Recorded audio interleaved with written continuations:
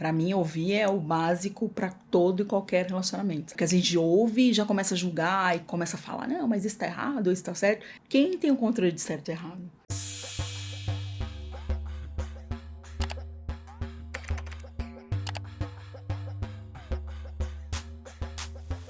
Olá pessoal, tudo bem? Eu sou o Vinícius Perobelli e hoje a gente vai ter um bate-papo sobre banalização da dor. Todo dia a gente ouve falar sobre morte. No cinema, na série, na televisão, nos programas, nas músicas, na arte, e parece que ouvir sobre esse tema todos os dias deixa a gente cada vez mais insensível. E vem a grande contradição. A gente fica insensível com a dor do outro, mas ao mesmo tempo hipersensibilizado com a nossa dor. E às vezes a gente nem sabe como lidar com a nossa própria dor. Como que a gente pode fazer para lidar com isso? Eu tenho aqui ao meu lado Raquel Madureiro, que é psicóloga especializada em terapia comportamental, cognitiva e neuropsicologia. Raquel, seja bem-vinda. Obrigada. Obrigado pela sua presença e por topar conversar com a gente hoje sobre esse tema. Convite. Raquel, tema difícil, né? Sim, muito.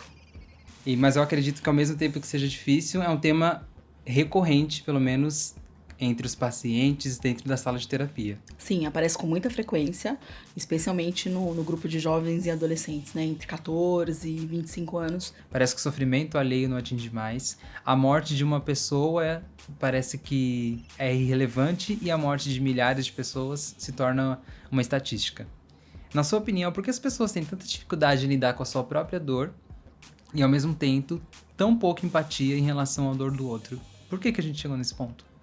Eu entendo que a gente tem dificuldade de lidar com a própria dor por conta da exposição, né? Porque quando eu digo que eu não tô bem, que eu estou sensibilizada, que eu estou frágil, as pessoas olham a gente como incompetente, vulnerável, né? Que você não sabe, você não presta pra isso. Olha, aconteceu uma coisinha assim, você já tá fazendo barulho, né? Então as pessoas, elas são muito insensíveis quando você fala do seu problema.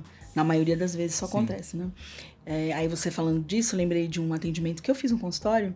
Uma paciente estava com depressão e ela vivia esse quadro de depressão há alguns anos e segurou lá, não falou pra ninguém no trabalho. E um dia ela decidiu falar. Pronto, virou um transtorno, né? Porque todos olhavam ela com um olhar de coitadinha, ela não dá conta pra fazer. Então colocavam elas em projetos inferiores, né? E pra ela foi extremamente desagradável, porque na verdade ela foi buscar ajuda e não ser repelida. Porque foi o que aconteceu. Então é péssimo, né? E aí, olhar a dor do outro é mais fácil, porque a dor é dele. Então, né, eu vou olhar, vou cuidar. Ele que é o problemático, ele que é o frágil. Então, essa questão de fragilidade, de vulnerabilidade, a gente, como ser humano, tem muita dificuldade de demonstrar. As redes sociais, elas conectam a gente com tudo. Você não precisa mais assistir uma televisão para saber uma notícia. A rede social mostra o que está na televisão, o que vai estar no cinema, a música que vai ser lançada, enfim, as redes sociais conectam com tudo. E muito desses conteúdos é relacionado ao trágico. O trágico seria conteúdo sobre morte, dor, violência, sofrimento, enfim. Raquel, na sua opinião, existe a possibilidade do consumo frequente do trágico deixar a gente insensível? Sem dúvida. Na verdade, é por conta da recorrência, né, das notícias. Porque se tivesse menos informações sobre essas notícias, não seria tão insensível. A questão é a recorrência. Aparece com muita frequência, né? Você pega alguns horários da TV que só falam disso, ou mesmo na internet. Então, realmente fica muito banalizado. Na verdade, eu entendo que a gente tinha que selecionar um pouco, sabe, esses conteúdos. Ou ver com menos frequência. Porque tem gente que vê o mesmo assunto 800 vezes, né? Então, ele viu em uma rede, aí vem outra, vem outra, vem outra. E é isso que gera o problema.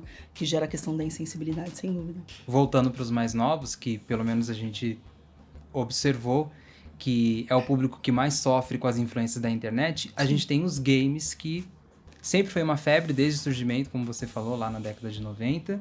E cada vez mais a indústria aí tá despontando, vários lançamentos e muitos casos de adolescentes que ficaram horas jogando e que têm dificuldade em lidar com a realidade, problemas psicológicos e até pessoas que acabaram trazendo para a vida real massacres e, enfim, histórias muito tristes. Como que a gente pode, para quem está assistindo a gente, lidar em relação a o consumo de game, o consumo daquilo que é visto como algo para trazer prazer, para trazer entretenimento? Como que a gente pode fazer tanto para nossa vida quanto para a gente auxiliar, incentivar e dar um bom conselho para outra pessoa em relação a esse tipo de consumo. Então, na verdade, eu entendo que os games, ele não necessariamente induz a violência, mas ele, de alguma forma, a partir do momento que você tem a disponibilidade de alguns jogos e o excesso desses jogos também, você isola-se, sabe, do mundo e fica lá há muito tempo e tal. Aí você me falando isso, eu lembrei de um caso, de um consultório que eu tive, né? Eu atendi um paciente, ele tinha 8, 9 anos mais ou menos, e ele foi pro consultório por demanda de excesso de videogame. Então, assim, ele jogava 12, 15 horas por dia. E aí, ia mal na escola, ia mal nos relacionamentos, não tinha mais amigos, porque pra ele só o virtual interessava. E aí foi um processo todo de conscientização dele, da família, né? Que ele poderia jogar, sim, mas que tinha que ter um limite de horas. Então, a gente foi diminuindo as horas, tal. Chegou um tempo que ele conseguiu, então, ter esse separação, né? Do real e do virtual. Se voltasse uma pessoa normal, na verdade, né? A gente teve o caso, recentemente, da influencer Aline Araújo. Não sei se o pessoal que tá assistindo a gente lembra. Ela foi abandonada pelo noivo, acho que um dia antes do seu casamento. E ela resolveu casar consigo mesma e não perder todo o esforço que ela fez do casamento, a festa. E ela publicou isso, que ela ia casar com ela mesma. Só que o resultado foi péssimo. Ela recebeu uma chuva de comentários negativos, haters, pessoas que, inclusive, acusaram ela de estar querendo chamar a atenção. E o resultado foi que ela acabou cometendo suicídio. Isso mesmo. Na sua opinião, Raquel, como que a gente pode evitar esses problemas de noção de realidade? Conseguir diferenciar o que é virtual do que é real e sem deixar que o virtual cause problemas pra gente? Essa pergunta é bastante complexa, né? Mas pra mim, a gente tem que pensar na questão do privado e do público primeiro, porque o público é o que todo mundo tem acesso, né? O que você põe, o que você escreve, e o privado são as coisas que são suas, que são íntimas, que são pessoais. Nesse caso em particular, me parece que essa influenciadora, ela perdeu a noção, né, do público e do privado. Então tudo ela punha na internet, absolutamente tudo. E quando você põe tudo, você corre um risco muito grande de ser, sim, né, esculachado, falarem mal de você e tudo mais.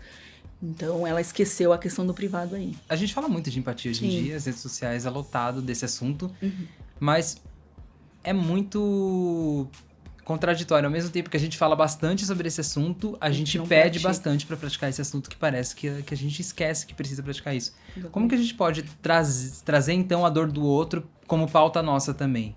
Por exemplo, quando a gente fala do cristianismo, quando a gente fala de Jesus, a gente tem as palavras de Jesus que nos convida a colocar o outro como matéria principal. Sim, sem dúvida. Mas, em relação à empatia, como que a gente faz para incentivar as pessoas a serem mais humanas? Então, na verdade, a empatia é colocar-se no lugar do outro, né? Mas não é assumir a dor do outro. Que é muito diferente. Então você se coloca na dor do outro e você pensa como é aquilo, o que ele tem passado. E aí você pode acolher ele, né? Dando conselhos, carinho, estando junto, estando presente. Então a empatia, ela é uma ação que a gente aprende diariamente. Né? Então a gente, com as crianças, a gente tem que praticar empatia desde a infância. Né? Então, mostrar pra uma criança, olha, o outro tá chorando porque você machucou ele, tá vendo? E se fosse você, né? Então, a empatia é uma prática diária. Então, se empatia exige um exercício, um hábito, então a gente não nasce com empatia. Não. A gente precisa correr atrás disso. Isso, é uma coisa que a gente consegue adquirir com o tempo, né? E uma coisa que eu acho bem importante falar em relação à empatia, quando a gente pensa em mensurar a dor, né? A dor a gente não consegue mensurar. Então, pra você, talvez, Vinícius, seja uma dor horrível. E pra mim, tipo, não é tanto assim. Mas eu tenho que te respeitar, né? Por isso que essa questão da empatia é muito importante. Porque se a gente não respeita o outro, não tem compaixão também, não vai adiantar nada, né? E eu achei muito legal isso que você falou sobre empatia não ser se colocar no lugar do outro, mas tentar entender o lugar do outro, porque por mais que a gente já tenha passado pela mesma situação que a pessoa passou, a gente não vai saber a mesma dimensão, como que bateu pra mim, como que bateu pra você. Exatamente. E a única pessoa que a gente conhece que de fato que se colocou no lugar do outro foi Jesus. Exatamente. Então, o que a gente pode fazer, o que tá ao nosso alcance, é essa prática que você falou. Sim. Diária, testando, lutando contra a gente, porque é difícil, né? A gente vai pender pra pensar só em nós. Exatamente. Então é um hábito mesmo, não adianta. É um hábito diário. O quanto que falar sobre dor é positivo e o quanto que falar sobre dor pode ser uma espécie de apologia? Pra mim é importante falar. Bem importante, porque quando a gente abre um diálogo para falar sobre esse assunto, as pessoas conseguem se abrir, falar do que elas sentem, né? Porque tudo que fica muito velado, muito curioso, muito contraditório, digamos assim, as pessoas ficam curiosas mesmo, né? Em fazer, experimentar, inclusive. Então, sempre falar, o diálogo é sempre o melhor caminho.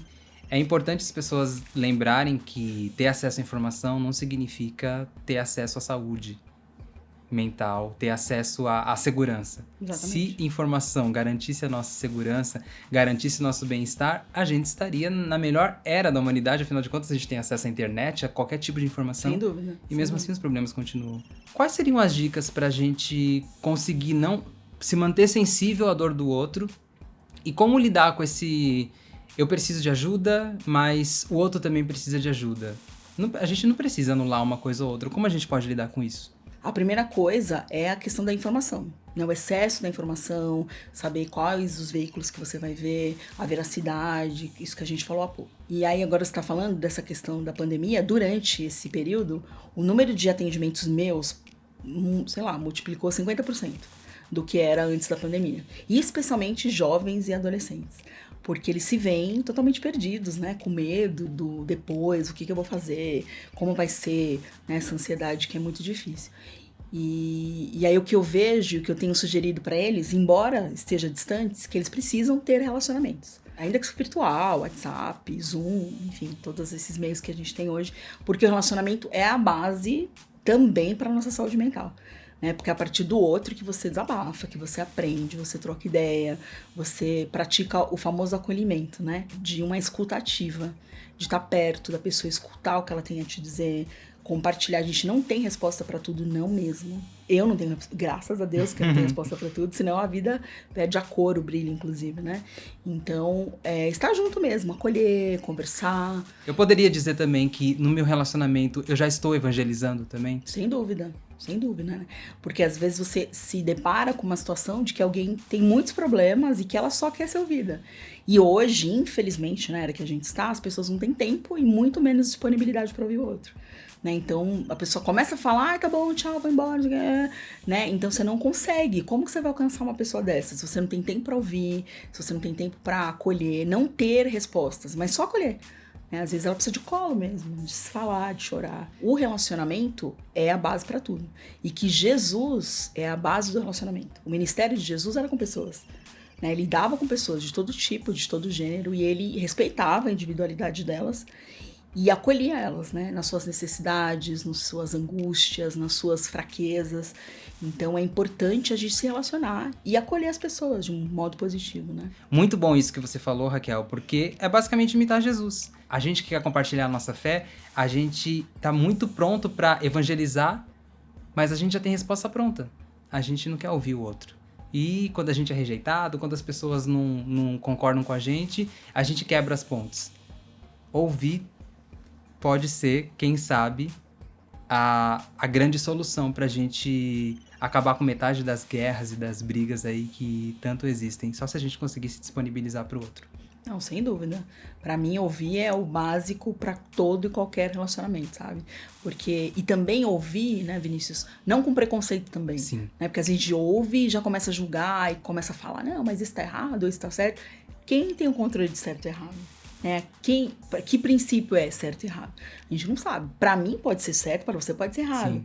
Então tem que respeitar mesmo, uma escuta ativa, né? De ouvir, entender, e aí entra a empatia, entra o acolhimento, entra tudo isso que a gente falou a partir da escuta. É isso aí.